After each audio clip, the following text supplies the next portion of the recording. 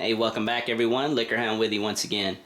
I want to thank everybody first off for subscribing, and thank you for the comments that everybody's left. I really appreciate all the kind words and the tips that y'all have on bottles I may want to add to the collection.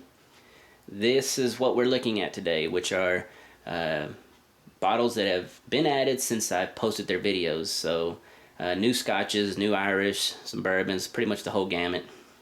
Let's go ahead and get started right away with the two rums that I added to the collection. Chardonnay Tahitian Vanilla and Hawaiian Isle.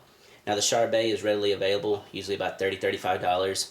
I don't recommend it at that price, but if you can find it on a closeout deal closer to, let's say, $15–$10, then that's when I would add it. Next to it we have Hawaiian Isle. It's just a discontinued silver. It's a good alternative to Bacardi. I think it has a little more flavor. Do really enjoy it. And if you see an old bottle of that, definitely need to grab that. Blanton single barrel. I remember getting a comment from somebody about, why haven't I added Blantons? And, he was right in that I was surprised as well that I hadn't added it because it is such a great bourbon. The only reason I can say that I didn't was because, it's readily available. And I was so busy catching, all these discontinueds that sometimes I kind of tend to overlook the ones that I know are going to be there. But I finally did, and I'm finally glad I did, because that is probably one of the best bourbons at $50 that you can buy. Next to it, one of the best ryes you can buy currently, Templeton Rye, created in Iowa. Very small batch, beautiful bottle. The bad thing about Templeton Rye is that their production is just now catching up to demand. I think next year they're looking at a 20,000 case release, so hopefully by then the distribution can reach a little further than what it's doing currently, which is just like Iowa, I think a little Illinois, and some California. So if it does make it to your area, pick that bottle up.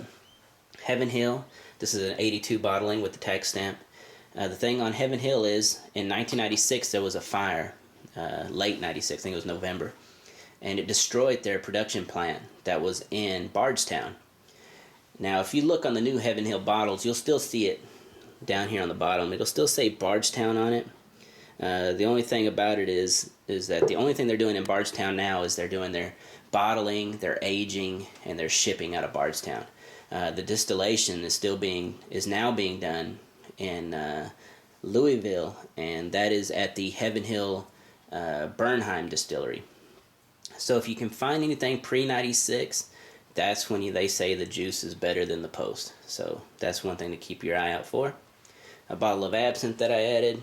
Non-stop vodka. It's a discontinued vodka. Russian. Great stuff. This is Rocky Rushi that was given to me by a great friend. And depending on where you're from, I understand that from Albania they pronounce it Rocky. And in Turkey it's pronounced Raku.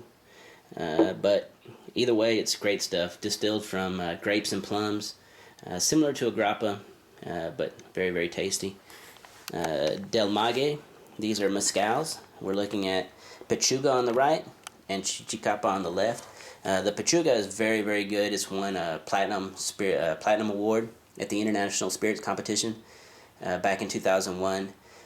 You'll have to research that one. It's actually, Pechuga means chicken breast because they actually use a chicken breast in the distillation process.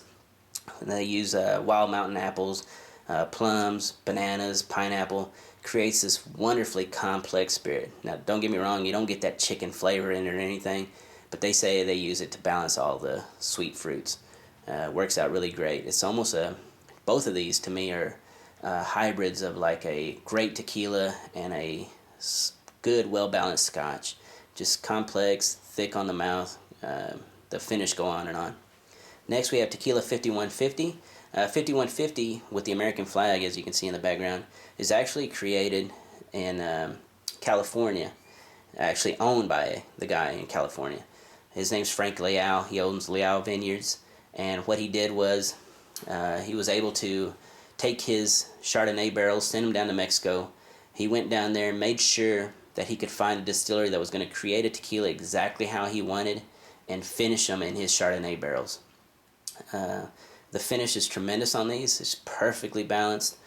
You get the complexity of, let's say, a Gran Buderos, that perfect finish.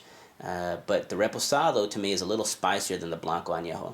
but makes that work really well in cocktails because nothing's going to cover that up. Great stuff. Don Eduardo Añejo, another recommendation from a friend.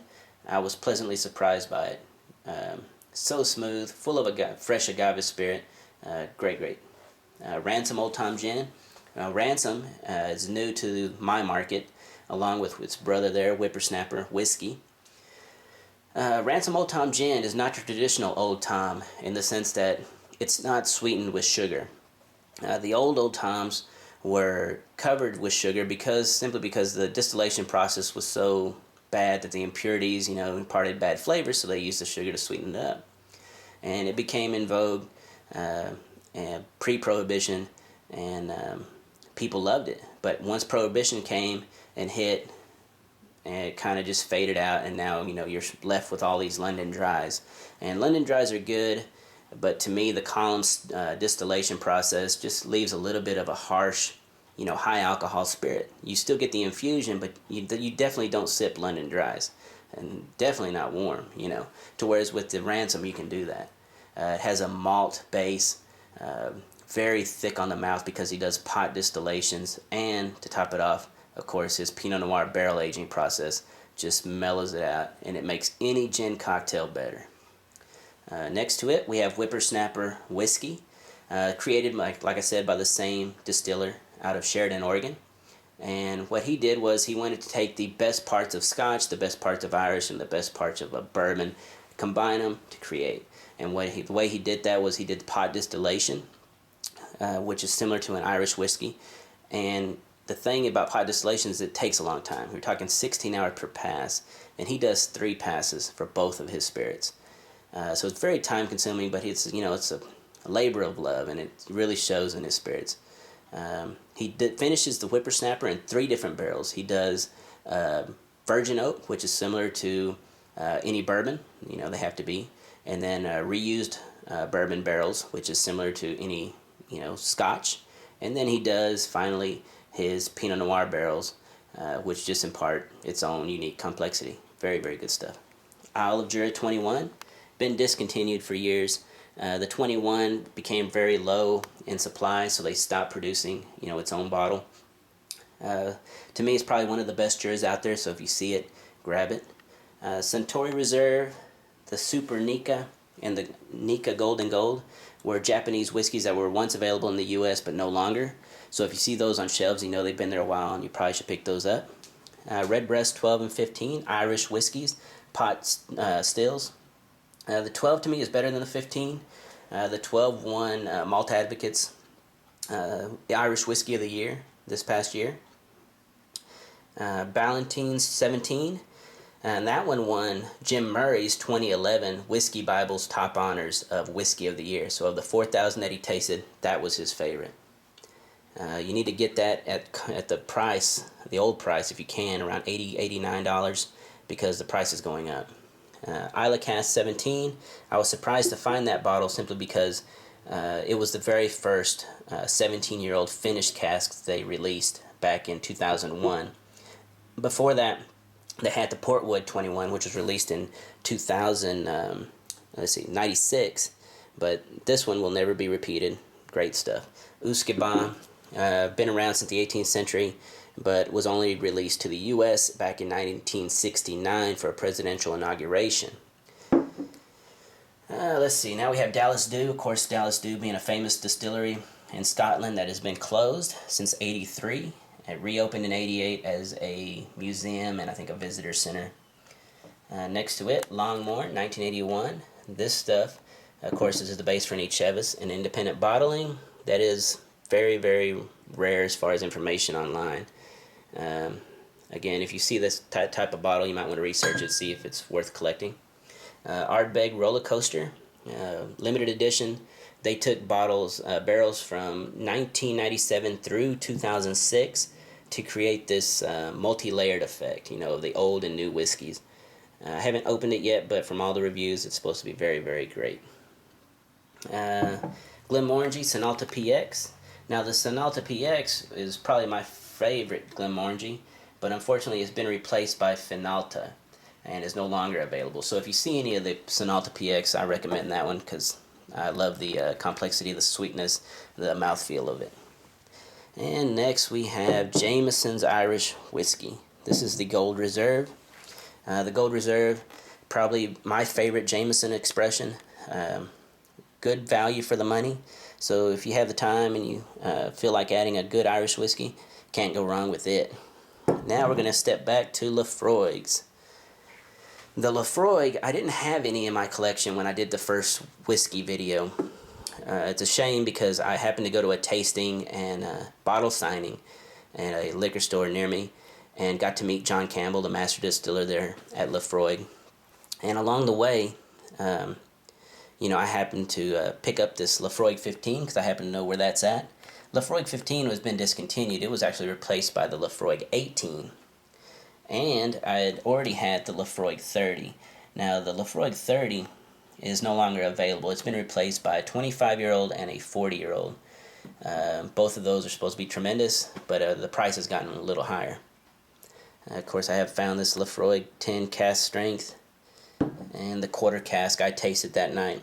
The quarter cask is probably my favorite of their current expressions, and so I recommend that highly. Haven't opened the 15 yet, and I haven't opened the 30, but maybe one day I shall. Next we have this J&B Ultima. J&B Ultima, that was their,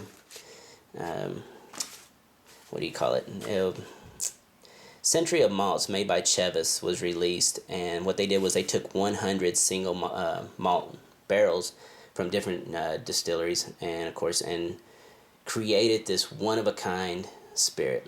And Ultima, not to be outdone, they decided we're going to do 128.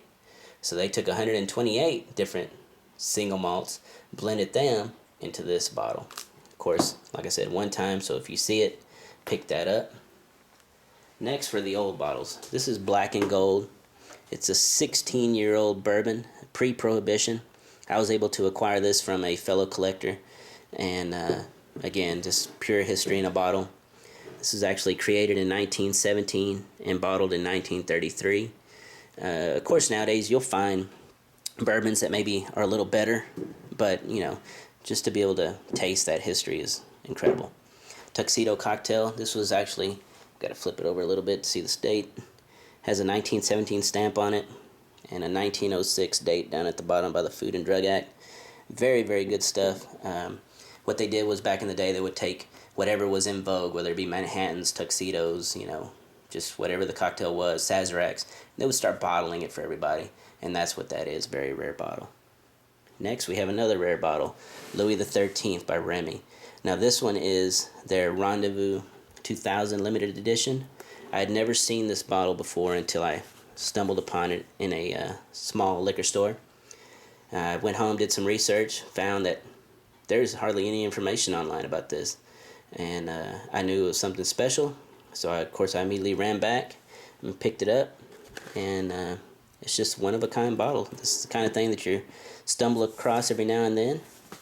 But thank y'all again for joining me. I really appreciate the time y'all spend with me to look at all this stuff, and I look forward to posting another video for y'all very soon. Everybody take care.